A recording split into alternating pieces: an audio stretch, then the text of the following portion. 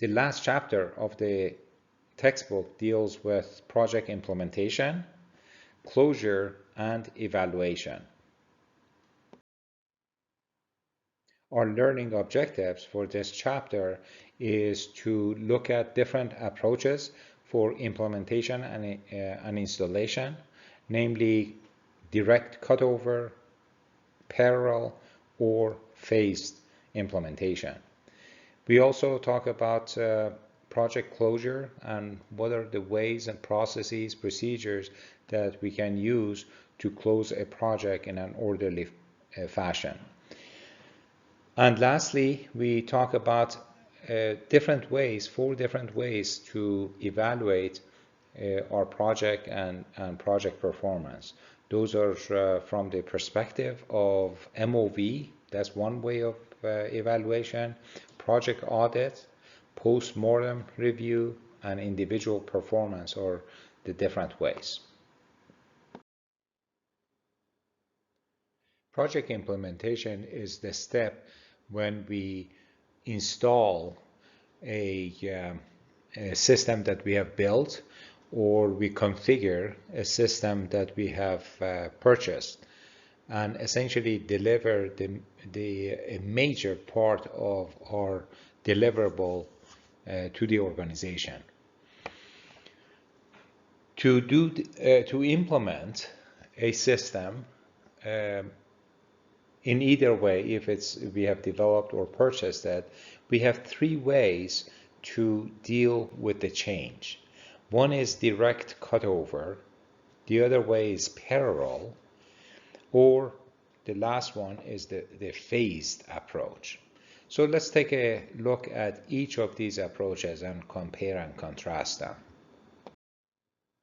In the direct cutover approach, we have the old system operating all the way to the point that we shut that system down and we turn on the new system. So that target date or go live date is just one day that we switch from the old system into the new system. So let's look at some of the pluses and minuses of each approach, like a direct cutover. It may be appropriate when we need a quick delivery and we want to implement the new system very quickly.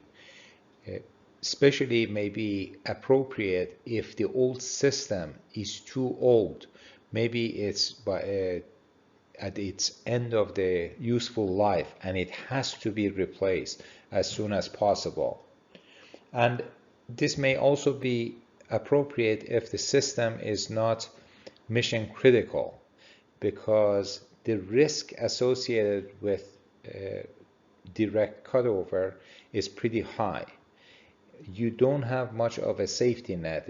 When you switch over to the new system, it would be very hard to then go back to the old system and re-input all the information that the business has put into the system during that period. So it's a major risk for a critical system, but a system that is not as critical, it may be fine.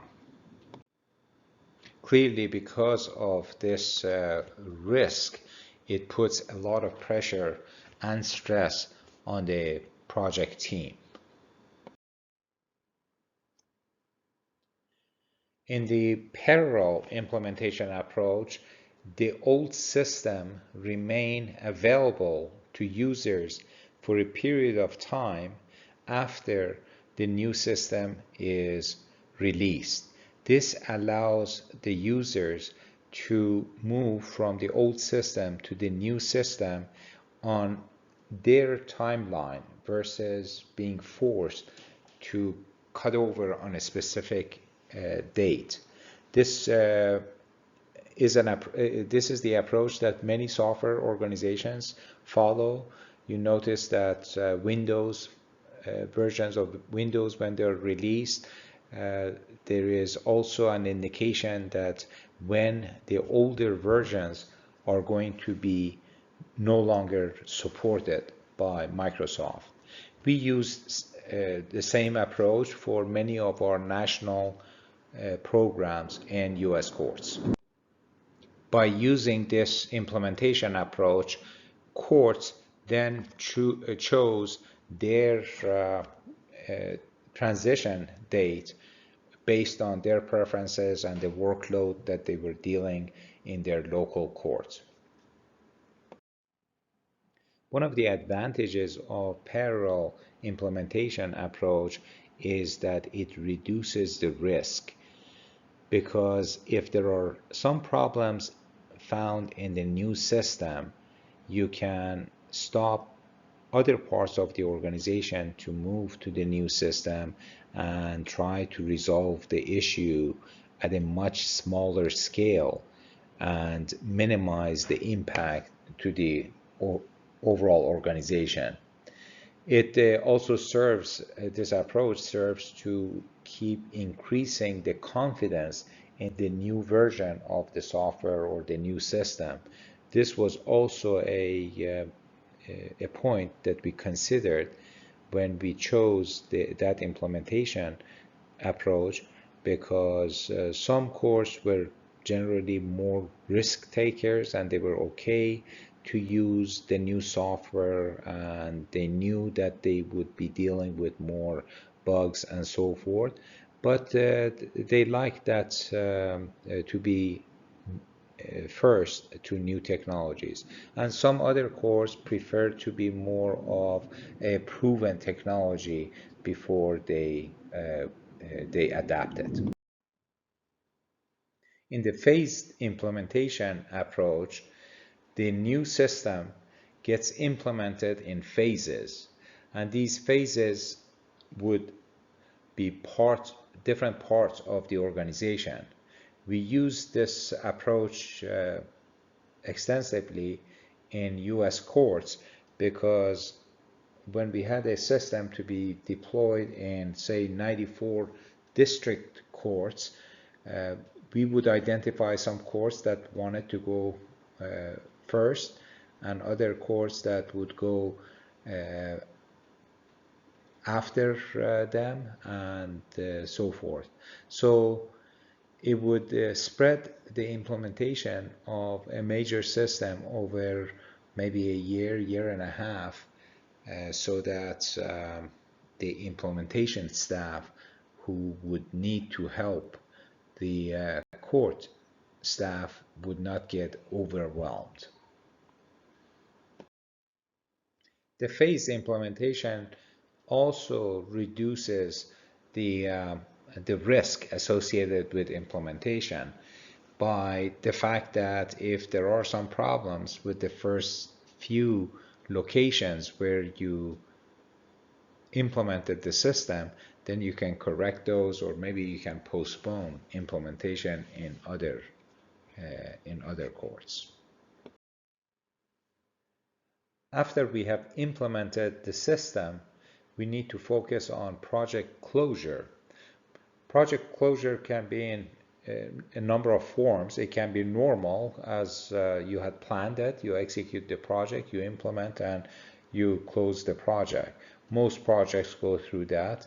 Sometimes projects need to be prematurely closed because maybe their budget was cut. They can also be continually going on and never-ending projects. These are the projects that their objectives keep changing, and they continue going on. There are also failed projects that they are finished and they need to be closed, but they were not successful. They were not, maybe they were discontinued and cut out because they were not producing the results that the management expected. And sometimes projects get closed because the priorities in the organization change, and the need that was perceived or was targeted to be addressed by the project is no longer a priority for the organization. So that's another case where the project can be closed abnormally. There are several challenges that are facing the project when it gets to the closure stage. Team members are getting concerned about their future job. They want to make sure that they have another job lined up. Some of them actually find other jobs and move on. And there may be a sense of panic for the remaining folks who are on the team again. There may be some bugs that surface and they need to be fixed. Documentation for the project needs to be completed, and because of this situation, some of the deliverables from closure in terms of documentations and the like may take much longer than anticipated. Getting project sponsors acceptance is another challenge that for the project closure, and sometimes project sponsors are more difficult to deal with in that they are short-sighted and they want to basically squeeze the most out of the project team rather than the more experienced and knowledgeable sponsors are firm in terms of trying to make sure that they get all the deliverables in place, but at the same time they're involved, they're supportive, and if there are areas when some compromise needs to be made, then they may consider those compromises. One of the key documentations that need to be prepared and finalized during project closure is the final project report.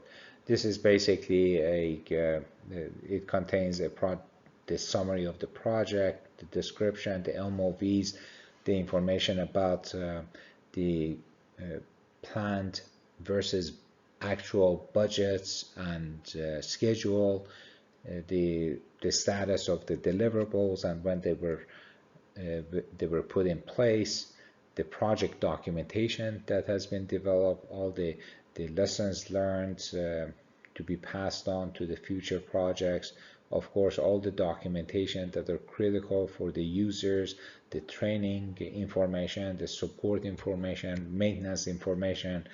These all need to be put in place and passed on to the appropriate organizations so that they will take care of those, because the project team will be disappearing. There are some other suggested items for the final project report that is in your textbook.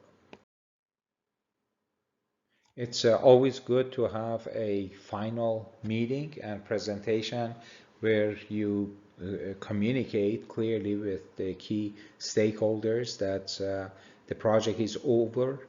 You transfer the system to the sponsoring organization, to the support organization. You acknowledge the contribution of everybody involved, including the receiving organization staff and key project members, and get a formal sign-off on the project, and typically also to celebrate them. This is another good list of things that are part of the administrative closure that need to be documented and be put in place. There are several ways that organizations evaluate projects after they are completed or they are closed. One is called assessment of projects MOV, and that is typically done by the sponsoring organization, the organization that paid for this project.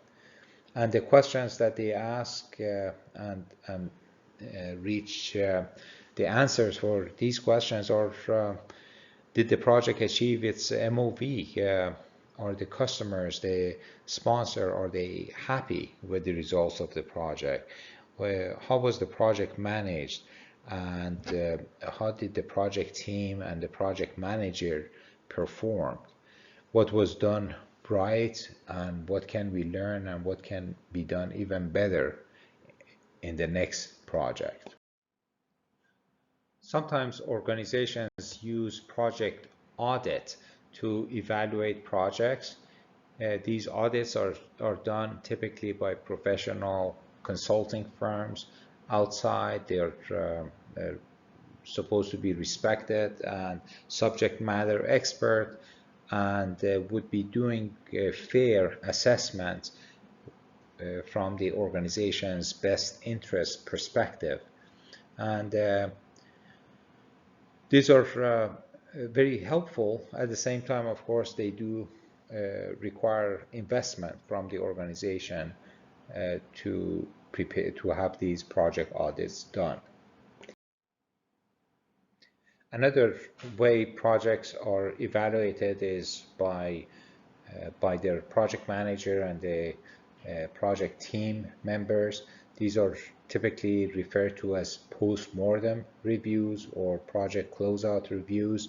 And basically the project team goes through all aspects of the project, MOVs, the scope, the schedule, budget, the deliverables, and the plans that were put in place and how they were executed, and becomes a learning experience for all of the team members in terms of recognizing what they did well and what are some of the things that they could have done better. It is very important that the project manager conducts a performance review of every member of the project team and make sure that these reviews are consistent and fair and focus on the performance of the individuals, not behavior of the individuals, and generally they have a positive tone that would help the individual to improve their performance on the future projects that they get involved with. With that, that concludes my lecture on chapter 12, which is the last chapter of the textbook. Thank you for your attention.